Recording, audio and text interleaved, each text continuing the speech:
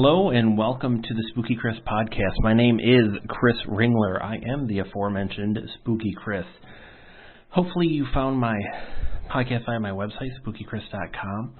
But if you found it some other way on a podcast site, welcome and thanks for coming. This is what I consider kind of a micro podcast. I ramble about a few things, and then I shoo out of your life like I've never been there. I am an author, once in a while short filmmaker, event guy, and oddball all around. And this time, I thought I'd talk about my strange love of video games. I am one of those weird people who I love video games. I've loved video games since I was a kid. Since I was a little kid, I loved them. You know, my family. I'm old enough where my family had an Atari 5200 cartridge system, you know, and then I had that. We had the adapter for the 2600 games. The Atari games were some of the first video games that were released back in the way back. I had an Atari Lynx. I had a Sega Game Gear. Both those were handheld systems. I had a Sega Genesis. I had a PlayStation 1. Now that my wife and I married, we have a 360 in the house. We have a Wii and two Wiis in the house. We have a Nintendo Switch in the house, an Xbox One in the house, a Wii U, Nintendo DS, and 3DS, I think. So I've kind of, I've followed video games for a long time, but it's funny because I never consider myself a gamer because I'm just one of those. I'm super duper casual gamer. I like what I like. I play what I play. If I get frustrated, I sadly I don't rage quit, but I just kind of peace out, just because I don't know why. It's just something in me because I have a couple of games right now where it's I'm at the end. It's boy, I just need to finish these stupid things. But I can't overcome them, so I'm just the frustration level just kills my interest in it, because it's this is supposed to be fun for me, and when it stops being fun, it's not fun. So I need to kind of get past that and embrace the challenge, as it were. But I've always loved video games. It's interesting, two that I of late have just really gotten to me, because we're all kind of, as I record this, we're still in the middle of the COVID-19 crisis, so you can't go out much. So when Animal Crossing New Horizons released, it came at the perfect time. I've loved Animal Crossing since my wife got me into the series years ago.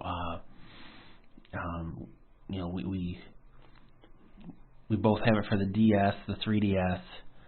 I have the little app. We have the New Horizon. I'm trying to think if there's another one that we played. But I love Animal Crossing, and it's funny if you've never played. I mean, it's interesting because it's gotten such a huge recent following when the game's been around for a while. So it's weird because and Mario's different, but it's kind of like if Mario suddenly was everybody discovered Mario. Animal Crossing has been around for a while, and the Animal Crossing people are rabid. We are a bunch of weirdos. Animal Crossing it's a game with no end per se. It's a lifestyle game where it's basically you are the only human character in a world populated by animals, and you're just interacting. You're collecting things, you're interacting, you're building your house, you're decorating your house. You catch fish, you catch bugs, you sell them, you collect them, you help build a museum. But it's the adventure, it's the story of it. It's very weird, it's very silly. There's lots to explore and lots to kind of delve into. But it's super chill. There's no stress to it.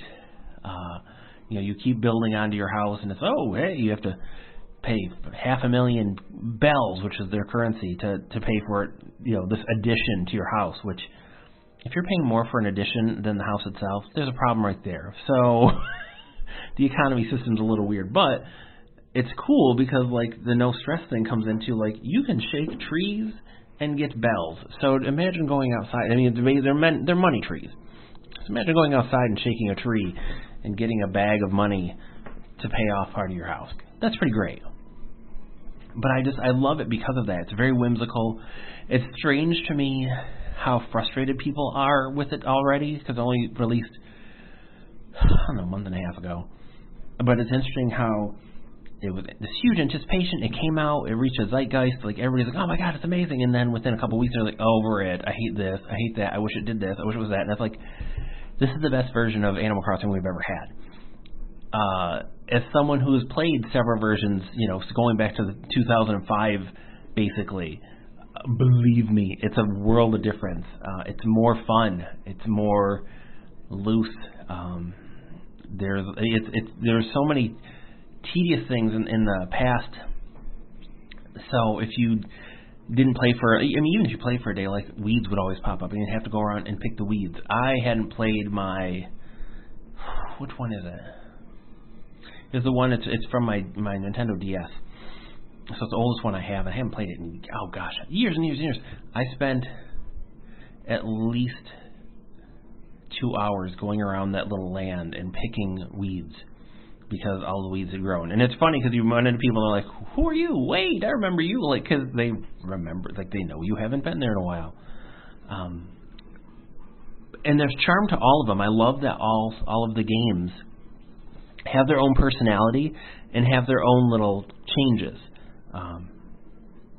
My big issue with the series was that there's a point where there's no new content. And I mean, it's one of the old thing of like you always want more and more and more, and there's got to be a point where it cuts off. But I always just wished that there was more to explore, more discoveries. And so far, they're doing a good job with the New Horizon, the Switch version, and I love that. I definitely kind of burned out, and I'm not playing it a lot right now. But I love that it's there for when I'm feeling it. I just pop in and kind of do my thing, and it's whatever. I can kind of go at my own pace. It's weird because again, people get that FOMO, fear of missing out thing, where it's like, well, everyone else has this great this, and they're doing this, and it's neat because people are making these amazing little island. So basically, the plot of the game, as much as there is one, is you get a trip. You buy a trip to go on a discovery tour of this island, and you end up living on the island, and you are you're the main inhabitant, and you kind of guide how things go. And it's neat. It's fun. My biggest qualm with it is that the game was made, and I get it. It was made to encourage co-op play and people playing together. And they used to kind of have that in the DS version, the 3DS version, the last one, and it was fun. But this one, it stinks because they only let you inhabit one island. So my wife and I are on one Switch. We're both on one island. I was the first one to play because she got it for me for a present, and so I was the first inhabitant. And as such, I am the main person on the island, so she's subservient. She can still do tons of stuff. There's all kinds of great stuff for her to do. There's all kinds of exploring, but she can't make decisions on the future of the island. She's not the point person, and that stinks. That's my biggest qualm with it. Like, there's always kind of small issues you have with everything, just because we're brats as people, as humans. But that is my big issue with it, and I wish they would patch that or fix it, figure something out. They won't, because that's just what the decision they made with the game. But I wish they'd fix that. I love it, though. It's such a fun game. It's such a fun, carefree, dip in and out, very no stress. You get to kind of catch up with these friends. And the thing for me is, again, we're in this stay-at-home state right now in Michigan. And I just celebrated my 46th birthday recently. And I can't, I can't really see anybody. I can't do anything. I get on the Facebook. Jeez. on Facebook, you get all of your birthday wishes, and that was amazing. That kind of thing really does mean a lot to you. You find when you kind of haven't seen the people you're close to for so long. But it was great because I jumped on, so Animal Crossing celebrates your birthdays, and so I jumped on my Switch for it, and the first thing out of the gate is there's a character waiting, like, hey, you have to come with me, and they throw you a surprise party, and it's awesome. It's just a few of the characters, but they wish you a happy birthday and throw you a surprise party. Then later on, you go and there's a character named KK Slider who's like this. He's a folk singer basically, but he's like the big rock star of the series, and he'll pop up in your town and do concerts and stuff. Well, he is there to sing you a happy birthday song, and it was great. It was great that I had that to look forward. I didn't even know because the game's so new. I didn't know that was a part of it, and it was great to know that was something I had happen on my birthday. And it was, like I say, it was a birthday where I didn't get to see everybody I know and everybody I love, and didn't get to go and celebrate. So that was great, and that's part of the charm of this game, is that it's the simple, small things. Like, it celebrates holidays, and it gives you fun things. It was funny because folks were frustrated with the Egg Day, Bunny Day, which is basically them celebrating Easter, and they're very frustrated because of this and that, and I get it. Like, it was very drawn out, but it's one of those things, like, you don't have to play it that way then. Like, you there's certain things you can ignore, and you could just tap out for a few days and come back.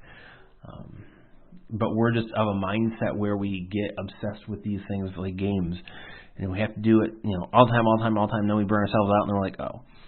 Animal Crossing is the perfect pickup when you're feeling that kind of game, because there's no play anytime you want. You can kind of play as you want, and I love that about it. Another game that has really kind of spoken to me lately in the last a little while, like, because there's a bunch of games that I got into recently, and there's games that I love over time. But a recent one has been the Red Dead Redemption games. I'm gonna leave out the original one, Red Dead Revolver, because I've never played it. But the two Red Dead Redemption games I absolutely adore because there's so much to explore. I mean, and the newest Zelda game is similar, where there's so much stuff you can almost not get all of it, because there's so many characters to run into, so many side quests, so many storylines, so many strange things. And it's the strange things, that's what really draws me to the Red Dead series, as I love the whole thing anyways. But it's the strange things, like there's Bigfoot in Undead Nightmare, the add-on for Red Dead Redemption. There's like a UFO house in this one, in Red Dead 2. There's cannibals, there's all kinds of strange things, and that makes the game so rich. And it's funny because I remember when it came out and I saw people just like, ugh, because it's the things that I love that they hated, and that's the side quests and the tiny kind of seemingly annoying tasks. But that's kind of where the flavor is, and it's interesting too. Like, it's kind of like looking at a breezy couple 100-page novel or a 600-page novel. It's like you can tell the same story, but the 600-page one gives you more room to breathe and gives you more room to know people. Now, an efficient storyteller in any medium can tell the same story in any amount of pages. But there's a difference between once upon a time a boy met a girl that got married, the end, and once upon a time this boy named Philip who did this and that, and he went on a quest and he met this wonderful maiden, and this, like, you can add to it, and it's the additions that make things great. Think of your own life. You can basically say, I was born, I went to school, I got a job, I got married, I died, the end. And that's your story, but that's not your story. It's the small moments, and that's what makes both of these games, Animal Crossing and Red Dead Redemption, so amazing to me. And that's what pulls me in as a game player. And I, there's tons of stuff that I don't dig as far as games and that I don't get into. But I've never never really kind of turned my nose up at people because you kind of like what you like. I'm not a first-person shooter guy. Like, I like some, but the obsession that the current gen game systems have gone towards on them with Xbox and PlayStation is just overpowering. Because I love adventure games. I just love that. I love those stories. That was always what bummed me out with the Super Mario games, is that you play for so long and there's so much to the games. Those games truly are the journey, not not where you end up. Because the endings are kind of meh. Like, oh, thanks for saving me. Have a good day. And it's very, like, over. And if I'm going to put that much time into it, I want a good ending. But I love games. I've always loved games. Like I say, I don't consider myself a gamer. But I play games a fair amount. Not always to conclusion, because I'm a terrible person. But it doesn't matter.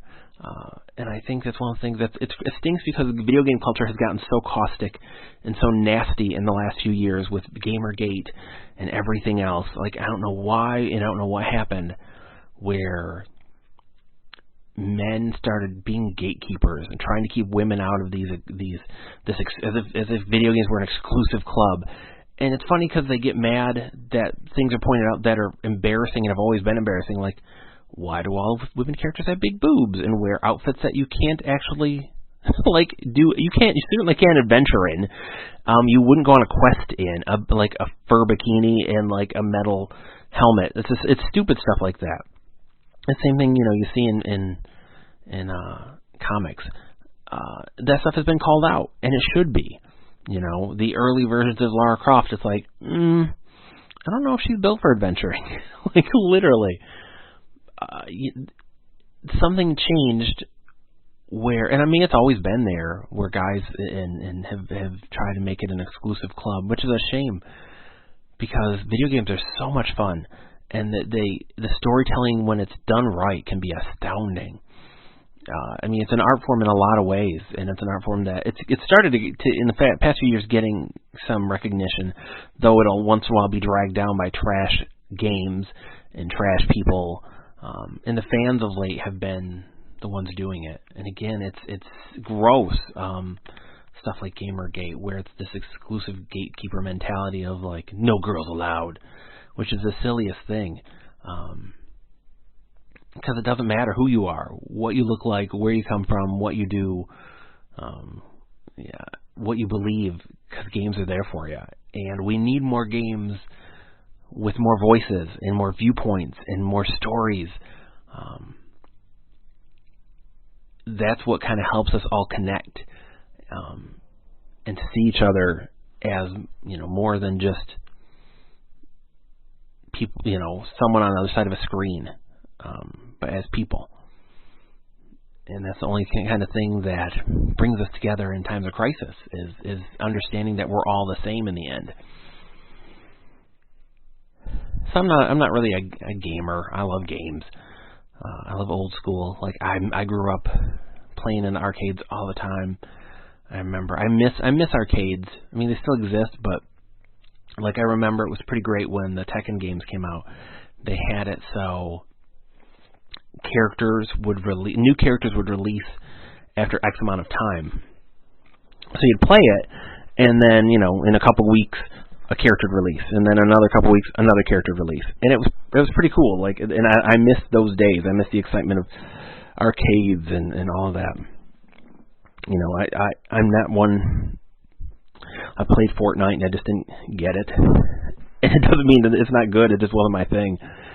But I don't love all the new games that come out, but I love that games are still there for kids. And I love that they still exist for all of us, because I think we all need some fun and some games in our lives. So what are you playing, friend? Hopefully you're playing something that's keeping your mind off this strange situation we're in. I am and remain Spooky Chris, your guide to the strange and interesting. Check out my writing and everything else at spookychris.com. I'll hopefully speak to you sooner than later. You take care, friend. Bye.